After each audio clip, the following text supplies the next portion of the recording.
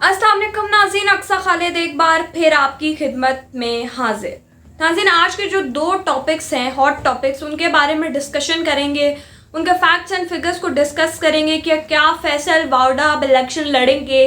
तो क्या वो दुरुस्त होगा, और अगर परवेज़ रशीद को नाअहल करार दे दिया गया है तो उसके बिहाइंड रीजंस क्या हैं। सबसे पहले जो एक्चुअल खबर आई है हमारे पास उसे पढ़ लेते हैं और उसके बाद इनके फैक्ट्स एंड फिगर्स को डिस्कस करते हैं। सिंध हाई कोर्ट के इलेक्शन ट्रिब्यूनल ने सेनेट इलेक्शन के लिए पीटीआई रहनुमा और वफाकी वजीर फैसल वाउडा के कागजात नामुस्तगी के खिलाफ अपील मुस्तरद कर दी गई है। अब एक हमारे पास न्यूज़ ये है और दूसरी तरफ हमारे पास न्यूज़ है कि इलेक्शन ट्रिब्यूनल ने पंजाब इलेक्शन ट्रिब्यूनल ने मुस्लिम लीग नून के रहनुमा परवेज़ रशीद को सेनेट इलेक्शन के लिए नाअहल करार दे दिया है। नाज़रीन, हम ये तो देख रहे थे कि परवेज़ रशीद के कागजात को लेकर पीटीआई में बड़ा चर्चा था और जब इसके खिलाफ आवाज़ उठाई गई तो परवेज़ रशीद की ये सारी चीज़ें ईसीपी में लेके गई और जब ईसीपी को उन्होंने चैलेंज किया तो ट्रिब्यूनल ने भी उसके हक में फैसला दिया और उनको नाअहल करार दे दिया। अब behind the scenes facts and figures के अकॉर्डिंग अगर हम बात करें तो एक तरफ परवेज़ रशीद जो पंजाब हाउस में यहाँ पर इंजॉयमेंट करते रहे हैं, पूरे कमरे ये लोग जो है उनके ऊपर कब्जा करके बैठे रहे हैं, तो ये किस हद तक दुरुस्त है और हुकूमत पहले क्यों नहीं जागी। क्योंकि पीटीआई की तरफ से बार बार ये इल्ज़ाम लगाया जा रहा है कि जो उनकी रजिस्ट्री है वहाँ पर उनकी पेमेंट्स है वो डिफ़ॉल्टर हैं, उन्होंने बहुत आवाम का पैसा लूटा और देना है, तो पहले क्यों नहीं जागी हुकूमत, पहले क्यों नहीं निकलवाया पैसा। एन इलेक्शंस के टाइम पर, एन सेनेट के इलेक्शंस के टाइम पर क्यों याद आया है पैसा निकलवाना। और अब परवेज़ रशीद साहब भी क्यों बैग उठाए फिर रहे हैं जब उनको पता है कि अवाम की हमायत में वैसे तो बहुत बोलते हैं और उस वक्त पैसा नहीं दिया जिस टाइम उनको देना चाहिए था, और अब जब एक बार फिर बारी आ गई अवाम को लूटने की तो फिर बैग उठाए फिर रहे हैं। और दूसरी तरफ है फैसल वाउडा साहब। नाज़रीन, फैसल वाउडा साहब ने अपनी डुअल नेशनैलिटी का जिक्र नहीं किया 2018 के इलेक्शन में, लेकिन अब वो इस चीज़ का जिक्र कर रहे हैं और ये ट्रिब्यूनल ने भी जो है वो जारी किया है एक पूरा प्लेटफॉर्म, एक पूरा हमें बताया है कि वाकई में जो वकला हैं उनका यही कहना है कि फैसल वाउडा ने डिस्कस किया हुआ था और अब उन्होंने अमेरिकन नेशनैलिटी छोड़ दी है और वो सिर्फ पाकिस्तानी नेशनैलिटी होल्डर हैं और इसलिए वो इलेक्शन लड़ सकते हैं। नाज़रीन, क्या हम कह सकते हैं कि पीडीएम का जो इल्ज़ाम है फैसल वाउडा पे कि अब वो चालसाजी से काम ले रहे हैं और वो जो है अब अगर उनको एमएनए की सीट से हटाया भी जाता है, जैसा पाकिस्तान का हमेशा से असूल है कि बाद में कोई कागजात निकल आते हैं, तो बाद में अगर कोई कागजात निकल आए तो वो एमएनए की सीट से हट भी जाए तो उनके पास एक सेनेट की सीट होगी और उनकी कुर्सी कहीं नहीं जाएगी। और दूसरी तरफ अगर परवेज़ रशीद साहब हैं तो उन्हें मरियम नवाज़ का राइट हैंड भी कहा जाता है, बड़ा पावर पैक्ट है वो जो है वो मरियम नवाज़ के। लेकिन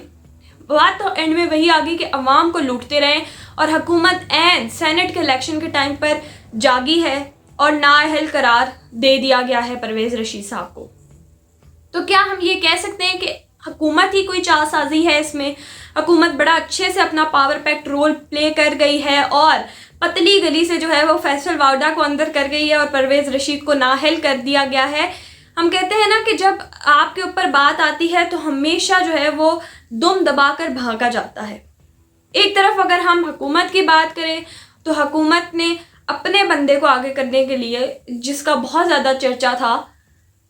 परवेज़ रशीद को रास्ते से हटाया ताकि सारी जो गेम का मोल्ड है वो उनकी तरफ फिर जाए और सबकी जो ध्यान है सबके वो उनकी तरफ चले जाएं और परवेज़ रशीद साहब नाअहल करार दे दिए गए। और दूसरी तरफ अगर हम पीएमएलएन की बात करें तो ये कहा जा सकता है कि पीएमएलएन ने बड़ा अवाम को लूटा है, हमेशा से करप्शन की है। आज हम सुन रहे थे शिबली फराज साहब जो बात कर रहे थे, प्रेस कॉन्फ्रेंस कर रहे थे, उसमें उन्होंने कहा कि ये लुटेरे हैं, ये हैं, ये वो हैं। और दूसरी तरफ मरियम औरंगज़ेब जो है वो प्रोटेक्ट कर रही थी, अपनी पार्टी को डिफेंड कर रही थी कि ये लुटेरे हैं, ये चोर हैं। तो एट द एंड चोर लुटेरे दोनों पेजेस पे इकट्ठे हमें नज़र आते हैं कहीं ना कहीं। लेकिन एक्चुअल में जो इलेक्शन के एंड टाइम पर परवेज़ रशीद को नाअहल करना अब किस तरह से हुकूमत के लिए गलत साबित होता है या ठीक साबित होता है। और अगर फैसल वाउडा ने 2018 में इस चीज़ को डिस्कस नहीं किया तो वो तो अपना रोल प्ले कर गए हैं और बड़े अच्छे से गेम खेल जाएंगे कि सेनेट की सीट ले जाएंगे और फिर एमएनए से बेशक रिज़ाइन भी कर दें। और परवेज़ रशीद साहब जो मरियम के जो है वो राइट हैंड है, लेफ़्ट हैंड है, उनके लिए ये शर्मिंदगी का जो है वो मंजर है, क्योंकि पीएमएलएन को बहुत बड़ा धचका लगा है यहाँ पर। तो नाज़रीन, इस सारी स्टोरी के बैकग्राउंड्स ये हैं कि एट द एंड अवाम ही पिसी है, अवाम ही लूटी गई है। पंजाब हाउस में ये लोग मज़े उड़ाते रहे हैं, पहले ये लोग नहीं बताते कि इनकी ये डुअल नेशनैलिटी होल्डर्स हैं। तो हम देखेंगे कि अगर सेनेट के इलेक्शन हो जाते हैं और फैसल वाउडा सामने आते हैं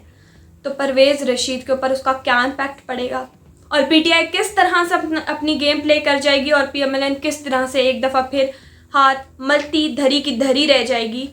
क्योंकि परवेज़ रशीद को डिफ़ॉल्टर साबित करने में कामयाब हो चुकी है। लेकिन अवाम का क्या रोल होगा एट द एंड? क्या अवाम पिस जाएगी हमेशा की तरह या अवाम के लिए कोई काम भी किया जाएगा? और अगर पैसे निकलवाने हैं तो पैसे इस तरह नहीं सिर्फ उनको उठा कर जेल में डाल दिया जाए, ताकि उनको ये समझ आ जाए कि अवाम का पैसा लूटना इतना आसान नहीं है। नाज़रीन, हम देखते हैं कि अगर अवाम में कोई जो है वो इस तरह का डिफ़ॉल्टर निकल आए, अगर 65,000 की भी उसने जो है वो ऊपर अयाशी की हो तो उसके घर तो पुलिस पहुंच जाती, लेकिन इन जैसे दरिंदों के घर पुलिस नहीं पहुंचती। ये अवाम का पैसा लूटते हैं और लूटते चले जाते हैं। इनके पास 2-2 नेशनैलिटीज़ भी हैं। अब आने वाला वक्त हमें बताएगा कि हुकूमत कहाँ खड़ी है और पीडीएम कहाँ खड़ी है, और जो पीएमएलएन को ये धचका लगा है दूसरी दफ़ा, इसके क्या रिजल्ट्स होंगे, क्योंकि अवाम ही है जो इनको ऊपर लेके जाती है और अवाम ही पावर है जो इनको एक बार नीचे भी गिरा सकती है।